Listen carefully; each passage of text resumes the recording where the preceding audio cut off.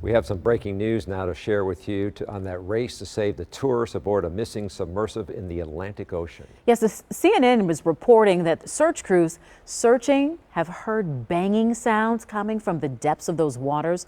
Now, CNN is attributing it to an internal government memo. 5 people are aboard that missing submersible. It was traveling to the wreckage of the Titanic. Experts say that they have around 30 hours of oxygen left. Let's hope this is a good sign.